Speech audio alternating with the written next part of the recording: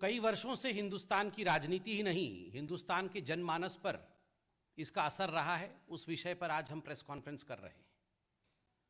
2019 के चुनावों से पहले विपक्षी दलों ने और खास करके कांग्रेस पार्टी ने जिस प्रकार का एक माहौल बनाने की चेष्टा राफेल को लेकर किया था, वो हम सब ने देखा था।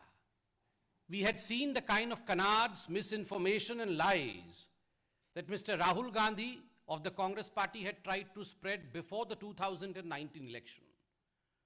उनको लगता था कि इससे कोई इलेक्टोरल बेनिफिट होगा, मगर जो हुआ वो आप सबने देखा है। कुछ महत्वपूर्ण दस्तावेज आज आपके सामने हम भारतीय जनता पार्टी के इस मंच से रखने वाले हैं, ताकि भ्रष्टाचार किसके कालखंड में हुआ, during which tenure did corruption and commission took place as far as Rafael is concerned, will be out. France की एक मीडिया हाउस है जिसका नाम मीडिया पार्ट है।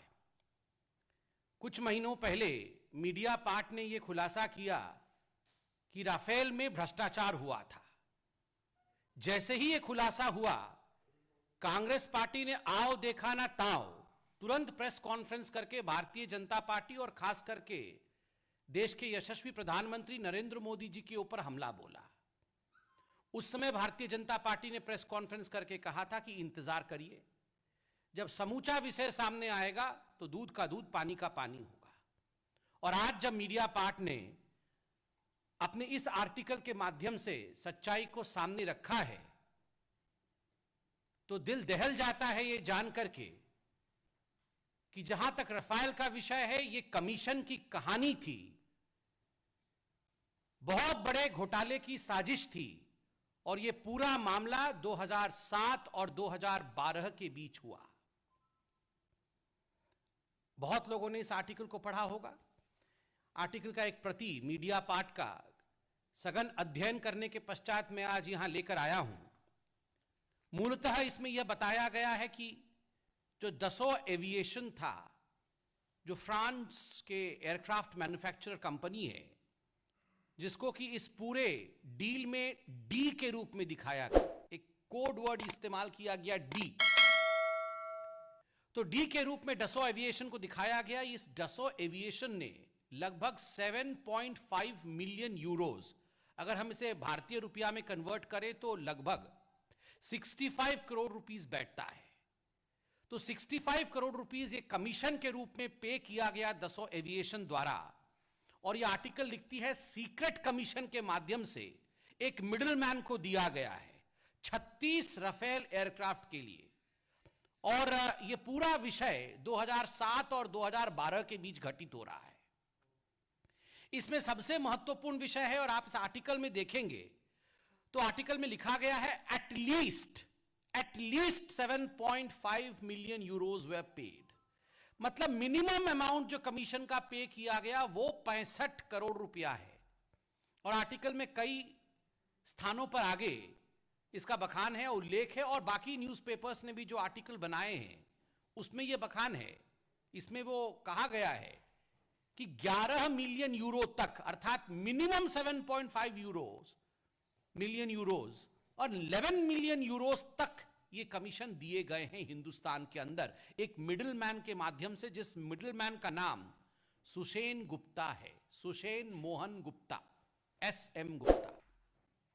आश्चर्य का विषय है कि 2007 और 2012 के बीच में ये जो घोटाला होता है, ये जो कमीशन खोरी होती है, जिसका मिडिलमैन, जिसका दलाल सुषेण गुप्ता होता है, ये सुषेण गुप्ता कोई नया खिलाड़ी नहीं है।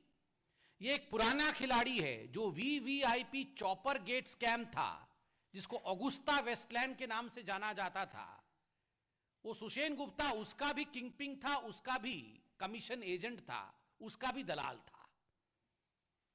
This is too much of a coincidence that a agent, a middleman who was commissioned for Augusta Westland case, in fact is the kingpin, is the commission agent, is the middleman in the Rafael case also during 2007 and 2012. And too much of coincidence is always a conspiracy. जो बहुत coincidence होता है वो coincidence नहीं होता है, उसके पीछे षड्यंत्र होता है, कहीं ना कहीं उसके पीछे एक कॉन्स्पिरेसी होती है। ये तार कहां तक जुड़ते हैं, ये विवेचना के विषय हैं। तो स्वाभाविक रूप से ये एक बहुत बड़ा घोटाला हुआ और कालखंड यूपीए की सरकार की रही है, कांग्रेस की सरकार की रही है। आज राहुल गांधी, आप लोग पत्रकार हैं, बहुत सम्मानित है, आप लोग मुझे मेरा ज्ञानवर्धन करेंगे। शायद वो हिंदुस्तान में नहीं है, मैंने अभी अखबारों में पढ़ा, शायद वो इटली में है। इटली से राहुल गांधी जवाब दें। जो भ्रम फैलाने की कोशिश राहुल गांधी और उनकी पार्टी ने इतने वर्षों तक किया है, आज ये खुलासा हुआ है कि उन्हीं के सरकार के कालखंड 2007 और 2007 से 12 के बीच में ये कमीशन खोरी हुई है और मिडिल मैन का नाम भी सामने आया है। बहुत दुखद विषय है मेरे भाइयों। दुखद विषय यह है, for long 10 years the IAF, Indian Air Force, was depleted critically of fighter aircraft. Indian air force को फाइटर एयरक्राफ्ट की आवश्यकता थी। 10 वर्षों तक इस पूरे विषय को पेंडिंग रखा गया। 10 वर्षों तक there were negotiations and negotiations and negotiations, and there was no conclusion of negotiation. And now we come to know that there was no conclusion of negotiation because the negotiation was not about aircraft. The negotiation was about commission. 10 वर्षों तक ये जो negotiation हुआ है, ये aircraft के लिए negotiation नहीं हो रहा था, ये कमीशन के लिए नेगोशिएशन हो रहा था कि कितना कमीशन चाहिए। आज ये सामने आया है और इस संदर्भ में एक कागज में आपके सामने रखने वाला हूं और इसका टाइटल है, जो मीडिया पार्ट ने भी छापा है, agreement for commission. Agreement for commission. Congress के कालखंड में एग्रीमेंट फॉर परचेस तो हमने देखा नहीं, नेगोशिएशन को कंक्लूड होते हुए देखा नहीं, मगर well yes, there was a agreement on commission and you would be astonished if you go through the contents of agreement of commission. ये जो एग्रीमेंट ऑफ कमीशन है, इसके कंटेंट को आप पढ़ेंगे तो आप हतप्रभ हो जाएंगे। मैं 2 लाइन पढ़ता हूं। Commission is payable at the rate of 40% of the total contract value between IDS and Dassault Aviation. The commission is consideration thereof. The commission is payable after the delivery of the product by IDS and the receipt of the consideration thereof. आप सोच के देखिए, commission is payable at the rate of 40%। कोई 2%, कोई 4% का घोटाला नहीं। Rahul Gandhi, congratulation, you have broken records of commission. Sonia ji, congratulations, विश्व में कमीशन के रिकॉर्ड को आपने तोड़ा है। 40% के रेट से हम कमीशन लेंगे, ये कमीशन की एग्रीमेंट है। और आप झूठ बोल रहे थे इतने सालों तक। उल्टा चोर कोतवाल को डांट रहा था, उल्टा चोर चौकीदार पे बरसे। आप सोच के देखिए, 40% के आधार पर यह कमीशन खाने की यह साजिश नहीं थी, कमीशन खाया गया है, पैसा लिया गया है, डिलीवरी हो चुकी थी। इस आर्टिकल में आप देखेंगे ऑफशोर कंपनीज बनाई गई थी। एक ऑफशोर कंपनी का नाम इंटरस्टेलर है, वो आप सब ने देखा है, कई न्यूज चैनल्स ने और पत्रिकाओं ने आज इसे छापा भी है। जिस आईडीएस के विषय में मैंने कहा, ये सुषेन गुप्ता की कंपनी है आईडीएस। एक शेल कंपनी यहां बनाना भारतवर्ष में और उसके माध्यम से पैसे बाहर के देशों में ट्रांसफर करना, ये जो ऑफशोर कंपनीज बनाना, डूबियस कॉन्ट्रैक्ट साइन करना, और सबसे बड़ी बात फॉल्स इनवॉइसेस। फॉल्स इनवॉइसेस के माध्यम से पैसे रेज करना और उस पैसे को कमीशन के रूप में देना, यह पूरा षड्यंत्र इस प्रकार से हुआ है, through false invoices, through dubious contracts and through offshore companies. और इस आर्टिकल में 3 महत्वपूर्ण शब्द जो इस्तेमाल किए गए हैं, वो है करप्शन, वो है इन्फ्लुएंस पेडलिंग, और तीसरा है फेवरेटिज्म। ये जो इन्फ्लुएंस पेडलिंग होता है, ये पैसे देकर आप पूरे डील को इन्फ्लुएंस करने की चेष्टा करते हैं कि आप इसी कंपनी का इस मेक के इस समय खरीदी करिए और ये पैसे आप बदले में पकड़िए। और जो तीसरा शब्द है favouritism, you must be reminded of the fact that this word was oft used by the Congress party spokespersons when they held press conferences. And in fact, this word was dragged to the court that there was favoritism in the deal which was signed by the government to government deal between India and France. But today, we are not only surprised because we know what Congress is capable of. Today we see that favoritism was the part and parcel of the negotiation that was going on between the then dispensation of India, that is UPA, and the company, 2007 to 2012. बंधुगण, आज ये अतिशयोक्ति नहीं होगी कि अगर INC, Indian national Congress को rename किया जाए और कहा जाए कि INC का अर्थ इंडियन नेशनल कांग्रेस नहीं है, INC का अर्थ है I need commission. I need commission, बिना कमीशन के ये कुछ नहीं करते हैं। I need commission. Sonia Gandhi कहती है I need commission, Rahul Gandhi कहते हैं I need commission, Priyanka Vadra I need commission, Robert Vadra I need commission. ये INC मतलब आई नीड कमीशन। और ये सिलसिला कोई आज का नहीं है, जब से कांग्रेस पार्टी है तब से आई नीड कमीशन है। जीप घोटाला नेहरू जी के समय याद करिए, घोटाला कमीशन का घोटाला था। उसके बाद बोफोर्स घोटाला कमीशन का घोटाला, एयरबस घोटाला कमीशन का घोटाला, HDW सबमरीन घोटाला कमीशन का घोटाला, VVIP ऑगुस्ता वेस्टलैंड कमीशन का घोटाला, टेट्रा ट्रक कमीशन का घोटाला। जहां कमीशन वहां कांग्रेस। और बिना कमीशन के हिंदुस्तान के अखंडता के लिए, हिंदुस्तान के प्रोटेक्शन के लिए, हिंदुस्तान की सुरक्षा के लिए कोई डील कांग्रेस के काल में हो नहीं सकती। यह अतिशयोक्ति नहीं होगा। It would not be an overprojection if I today say that during the UPA tenure there was a deal within every deal. Every deal had a deal. Her deal के अंदर एक डील था और फिर भी डील नहीं हो पाती थी। आप सोच के देखिए, 65 करोड़ से अधिक रुपए लेने के पश्चात भी ये जो नेगोशिएशंस हो रहे थे, ये नेगोशिएशन फुलफिल नहीं हो पाए क्योंकि इतने में परिवार संतुष्ट नहीं थी और चाहिए। इसी कारण से ये डील मेटेरियलाइज नहीं हो पाया। और धन्यवाद है मोदी जी का, जो हमने गवर्नमेंट टू गवर्नमेंट नेगोशिएशन किए और आज राफेल हिंदुस्तान में आया है और हिंदुस्तान सुरक्षित है। बंधुगण, मैं अंत में इतना ही कहूंगा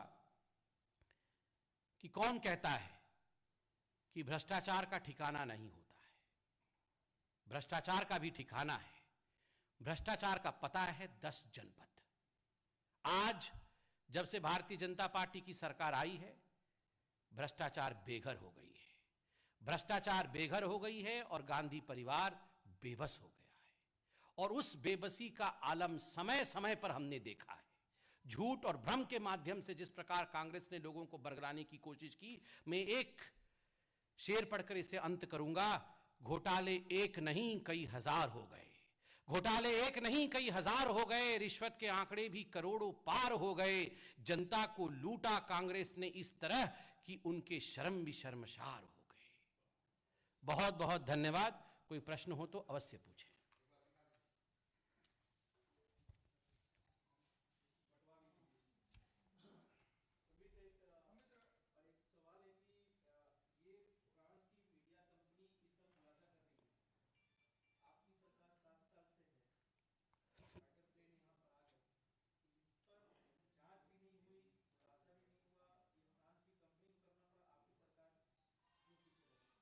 देखिए, मैंने भी पूरे आर्टिकल को पढ़ा है, आप भी पूछ लीजिए, मैं जवाब देता हूं।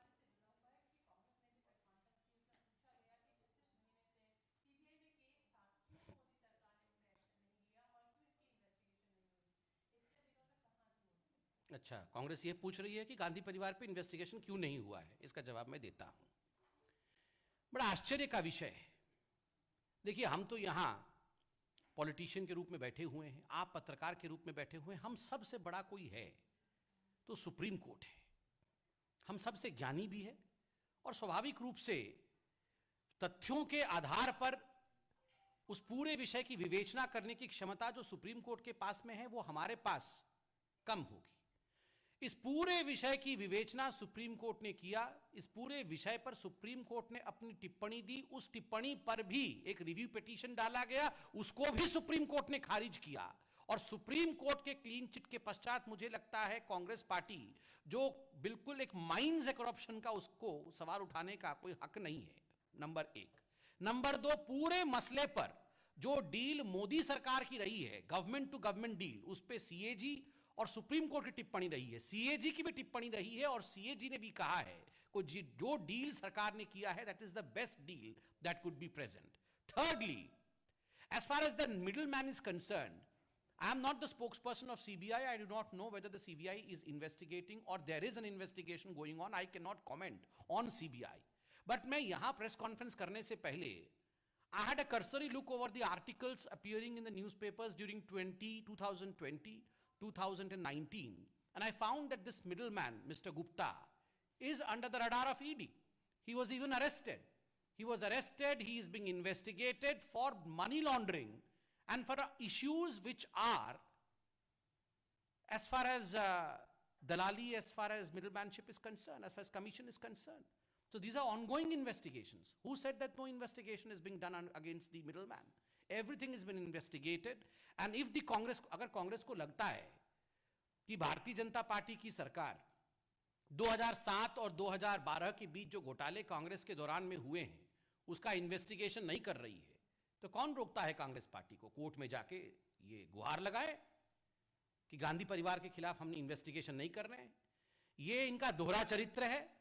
इन्वेस्टिगेशन नहीं किया, इन्वेस्टिगेशन कराओ, हमारी जांच कराओ, ये चिढ़ाने की कोशिश करते हैं, और जैसे ही जांच होती है और ये पकड़े जाते हैं तो बोलते हैं बदले की राजनीति, बदले की राजनीति। ये दोहरा चरित्र नहीं चलने वाला है।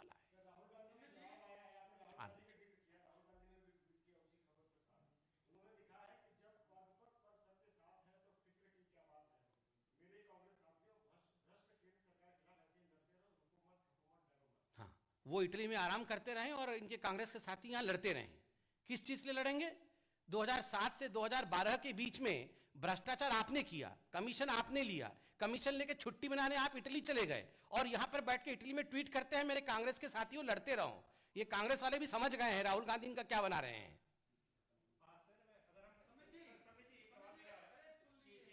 यतीन्द्र जी बहुत देर से